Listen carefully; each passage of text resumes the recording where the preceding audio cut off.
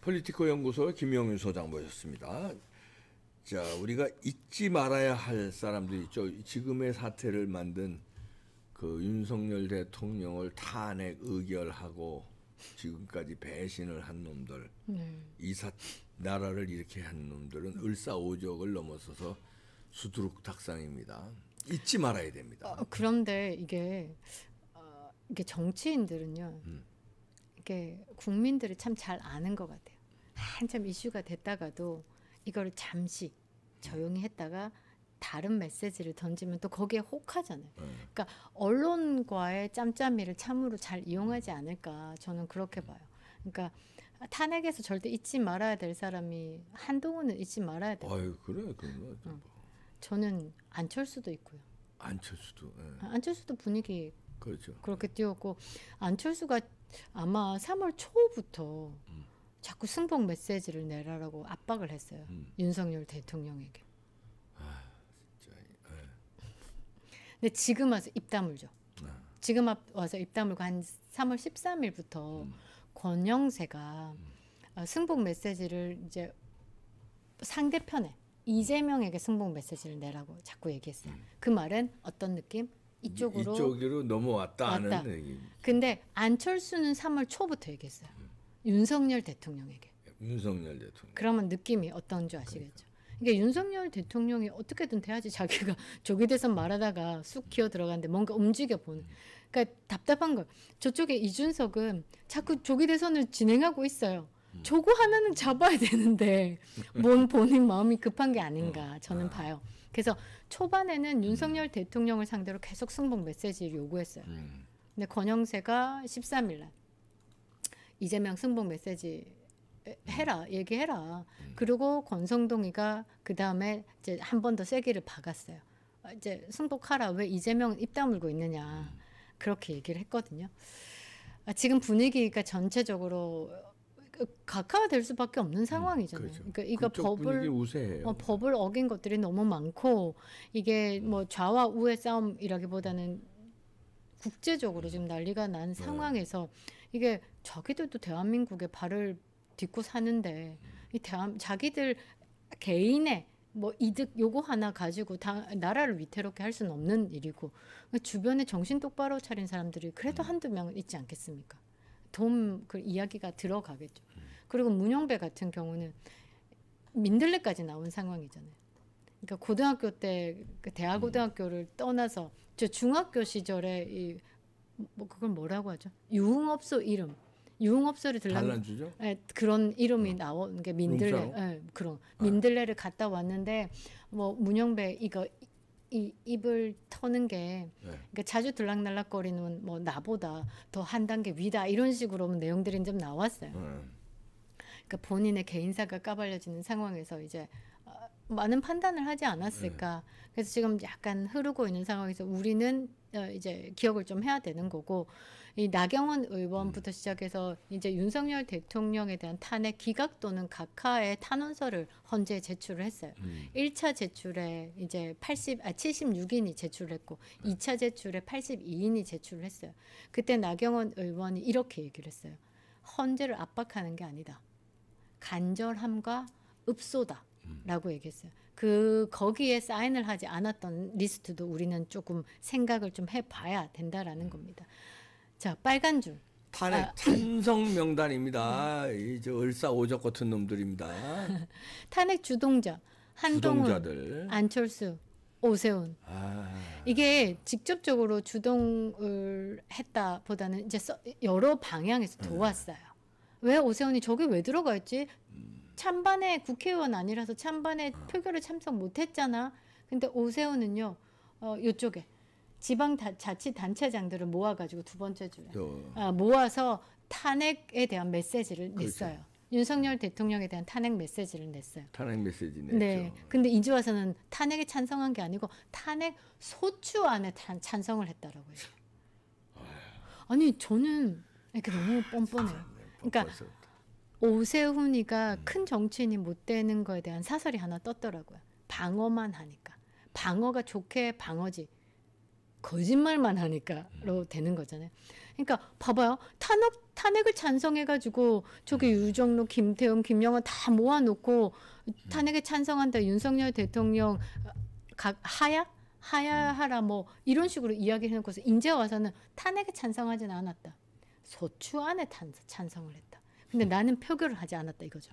그러니까 직접적으로 나는 탄핵 찬성은 아니다. 거짓말만 하고 있는 거예요. 한동훈도 그랬어요. 내가 표결했어요? 아니죠. 그렇게 안 했죠. 뭐라고 그랬어요? 제가 투표했습니까? 이렇게 얘기했죠. 꽈예요. 꽈. 까가 아닙니다. 아 그래 꽈. 꽈. 아우 역겨워. 그러니까. 그런 사람들입니다. 그 탄핵 공개 찬성한 사람들이 여기 7명이 있고요. 요 7은 근데 여기서 딱 보시면요, 여러분. 조경태, 안철수, 김예지, 김상호, 김재섭, 진종호, 한지아 요들. 자, 첫 번째 줄 조경태를 한번 보시면요. 네. 지금 국민의힘에서 6선이죠. 네. 꽤 선수가 높죠. 최다선이죠. 최다선 또 한 사람 더 있어요. 숨은 아무리 존재감 발휘. 누구? 주호영. 주호영이야. 아니 가장 큰 어른으로서 아니 지금 5선의 나경원 의원이 헌재 앞에서 보셨어요? 입술 바짝 말라가지고 거기 그래도 난 아무렇지도 않은 거라고 릴레이를 하고 있잖아요. 근데 저는 그래요. 대구에서 안전빵 주호영 의원 나와가지고 뭔가 메시지를 던져야 되지 않을까? 근데 국민의힘에서 저 조경태 의원은 문빠입니다. 문빠. 문 쪽에서 넘어왔던 사람이죠. 그러니까 안철수 옆에 안철수도 국민의힘에 처음부터 함께한 사람이 아니에요. 저 안철수는 문재인 박원순 서울시장의 가장 큰 역할을 한 사람 아닙니까? 그렇지. 박원순 만들어준 사람이지. 김예지. 저거 용혜인이가 비례대표 2번 받을 때 우리가 얼마나 욕했어요. 그런데 국민의힘에서도 비례대표를 2번 받으면서 특혜란 특혜는 다 누렸죠. 한빠죠. 아주 한빠입니다. 김상욱 존재감 없다가 저 뭐 국민 선택해가지고 들어와도 그 국민이 누군지 그건 국민 선택제 뭐 이게 추천제 이런 걸로 들어왔다라는 건 그냥 내가 다이렉트로 꼽겠다라는 걸 가장 아름답게 미화한 게 아닐까요? 김상욱은 그렇게 들어왔죠. 김재섭이 저건 뭡니까? 이준석 똘만이고. 이준석 똘만이에 김소연 변호사가 그렇게 얘기했죠. 저기 김종인한테 용돈 받고 생겼다고. 아마 당의 내부 상황을 워낙 아니까 그런 농담조로 툭 던지는 것도 다 팩트다라는 거죠. 김재섭이 저거는요 뭐라고 얘기하냐면 그 부정선거는 없었다고 단언할 수 있다라고 얘기했어. 그거 뭐라 대법원장이 그랬어요. 대법원장이 그랬어요. 대법원장이 부정선거 없었더래요. 대법원이. 예. 그리고 사전투표 제도 뭐 폐지해야 된다 뭐 이런 거 그 당 차원에서 부정선거가 없었다라고 이야기를 해야 된다라고 나온 그러니까 그 저기 있잖아요. 저기 한동훈도 부정선거 음모론자에 올라타면 당의 미래가 없다라고 얘기했잖아요. 다 그 짝의 그 짝놈들이라고 봐야 되는 거죠. 진종호는 패스하겠습니다. 생각 없는 것 같아요. 생각 없어. 패스. 한동훈 빠. 한지아도 한동훈 빠고. 그리고 우리가 저기 지방자치단체장 저 한 칸 위에 2사람 쌍권총을 왜 여기다 올려놓은 거예요? 내각제 개헌을 주동했어요. 내각제, 그렇지. 그러니까 2사람이 아마 그런 생각을 하지 않았을까? 우리가 해석을 좀 해보면 대통령 될 인물은 아니에요. 국민들에게 선택받지는 못해요. 그런데 정권, 그러니까 권력자로서는 누리고 싶은 거야. 그러니까 내각제가 짱이잖아요. 행님 먼저, 아우 다음에 기파 이렇게 쭉 만들어서. 그러니까 이렇게. 그래서 지금 주구장창. 그리고 윤석열 대통령에 대한 탄핵 기각과 각하 촉구를 하는 당의 움직임이 있는데 지도부에서 당 차원에서는 움직이지 않겠다. 단 한 번도 장외 집회 나오지 않았어요. 머리에 콩기름 바르고 자빠졌고 가다마에 있고. 콩기름이에요? 모르죠. 하여튼 뭔 기름? 약간 요즘 패션에 신경 무지하게 쓰더라고. 그 콤비로 회색 바지에 회색 네이비 자켓 딱 입고 네이비 자켓 입고 신경 무지하게 쓰더라고. 머리를 누가 잘 해주나 봐. 그리고 머리도 잘 이렇게 포마드로 딱 포마드인지 콩기름인지 잘 발라서.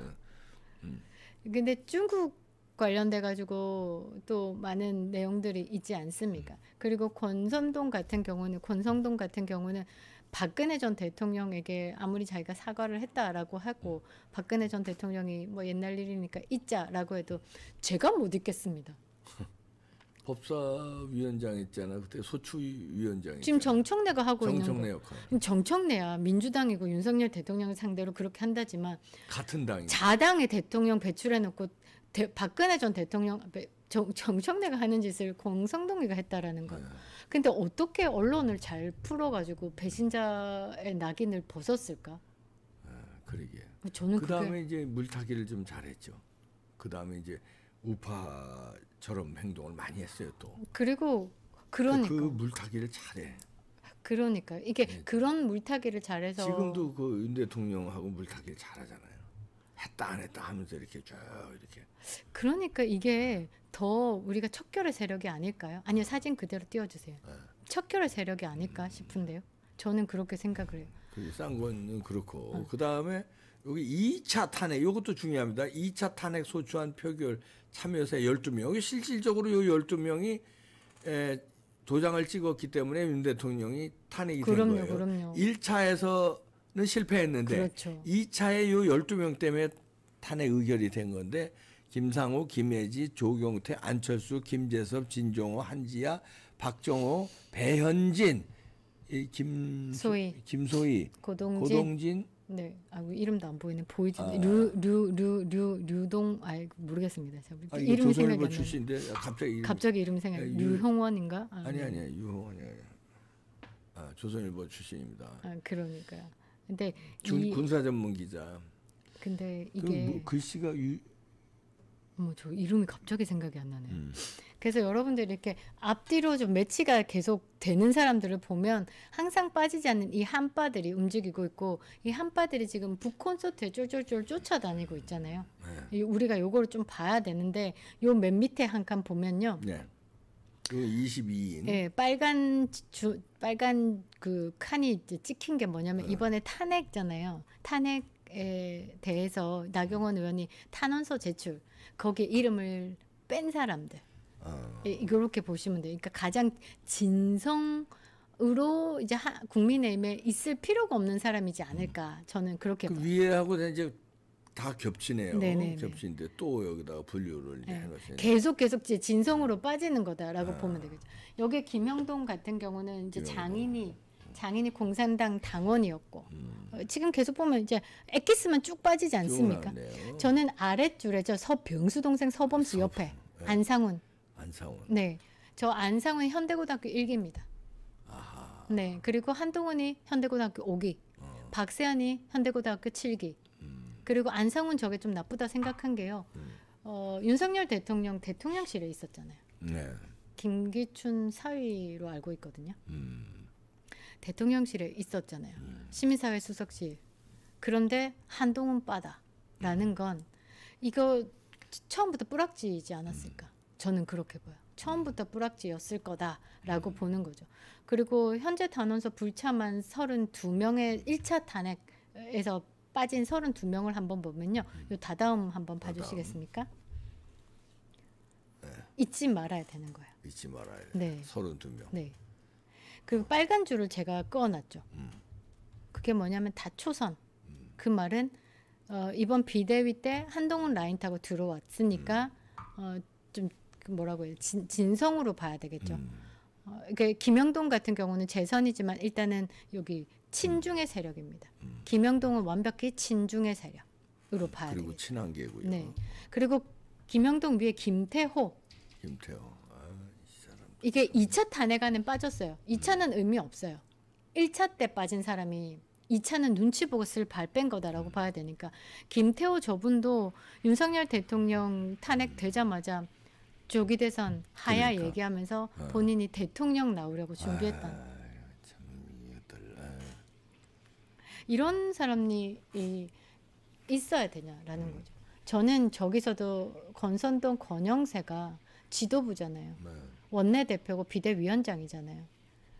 그러면 나경원 의원이 탄원서를 제출하고 온 국민의 40%, 47%, 55%도 넘었어요. SBS에서 급하게 내렸잖아요. 그러면 당 차원에서라도 이 탄원서에 이름을 올려야 되는 거 아니에요? 그래. 근데 이 두 사람이 이름을 뺐다라는 거 보면 저는 이 당의 존재는 이제 윤석열 대통령 직무 복귀하시면 당의 존재는 없어져야 된다는. 그러니까 뭐 그들이 못 없애겠죠. 돈도 있고 당사도 있고 그렇죠. 당직자들도 있고. 그런데 이걸 없앨 수 있는 건 진짜 국민의 힘이지 않을까 저는 봐요. 지지를 안 하면 당은 존재가 없어지잖아요. 윤상현 의원이 제대로 치고 나왔어요. 의원직 국민의힘은 의원직 전원 사퇴하자. 그래서 국회를 해산시키자 이렇게. 근데 왜 26명이라고 잊지 말자 26명이라고 그랬어요? 아, 왜 26명?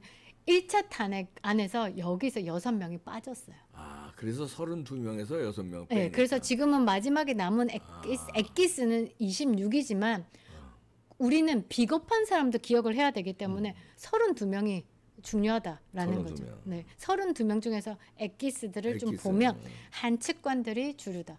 그러니까 윤상현 의원이 금배지를 띄자라고 얘기한 거는 사실 금배지 안 떨어져요. 왜냐하면 이미 당에서 20몇 명이 금배지 안 떨어뜨릴걸요.